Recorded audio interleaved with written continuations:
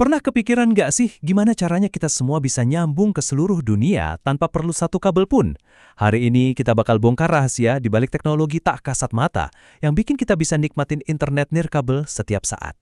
Coba deh bayangin, pas lagi asik nonton atau scroll media sosial di kafe, pernah nggak berhenti sejenak dan bertanya-tanya, gimana caranya semua data ini nyampe ke HP gue ya, padahal nggak ada kabelnya?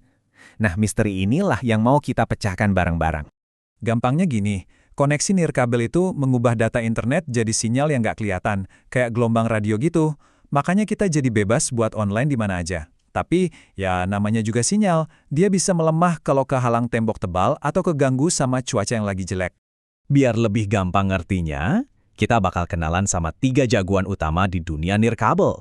Masing-masing dari mereka punya kekuatan super dan perannya sendiri-sendiri buat ngehubungin kita semua ke dunia digital. Jagoan pertama kita ini adalah sang perintis. Mungkin dia nggak sekencang yang lain, tapi dialah yang pertama kali buka jalan. Yuk kita sambut GPRS. GPRS, atau kepanjangannya General Packet Radio Service. Ini adalah teknologi yang bikin ponsel jadul kita itu naik kelas. Dari yang tadinya cuma buat nelpon dan SMS, jadi gerbang pertama kita ke dunia maya. Inilah cikal bakal internet di HP yang kita kenal sekarang. Soal kecepatan? Cuma mentok di 114 kilobit per detik. Kalau dibandingin sama kecepatan internet sekarang, ya jelas lambat banget. Tapi coba bayangin, di zaman itu, ini tuh udah sebuah terobosan yang luar biasa loh. GPRS ini emang berjasa banget, karena dialah kita pertama kali bisa kirim gambar lewat MMS atau buka-buka situs web ringan di mana aja. Tapi ya itu, karena kecepatannya yang terbatas banget, sekarang teknologi ini lebih jadi bagian dari cerita sejarah aja. Lanjut, kita ketemu sama jagoan yang satu ini, yang saya yakin kita semua pakai setiap hari, di rumah, di kantor, sampai di kafe langganan. Siapa lagi kalau bukan Wi-Fi? Wi-Fi yang aslinya singkatan dari Wireless Fidelity, ini cara kerjanya adalah dengan menciptakan semacam gelembung internet di satu area lokal pakai router. Dia pakai frekuensi radio yang tinggi, biasanya 2,4 GHz, buat ngasih koneksi yang kenceng dan stabil di dalam ruangan. Nah, kalau soal kecepatan, ini bedanya jauh banget. Kalau GPRS tadi ukurannya kilobit, Wi-Fi ini mainnya di level megabit, bahkan sampai gigabit per detik. Kecepatan kayak ginilah yang bikin kita bisa streaming film kualitas HD, main game online, dan video call tanpa putus-putus. Keunggulannya udah jelas ya, kenceng, praktis, dan satu router bisa dipakai rame-rame. Tapi, Wi-Fi ini punya satu kelemahan utama. Kita harus ada di dekat router atau hotspotnya. Ya kan nggak mungkin kita bawa sinyal Wi-Fi rumah kita buat dipakai di taman kota kan? Dan jagoan kita yang terakhir adalah si penjelajah dunia. Inilah solusi pamungkas buat tempat-tempat yang nggak mungkin terjangkau sama kabel atau sinyal HP.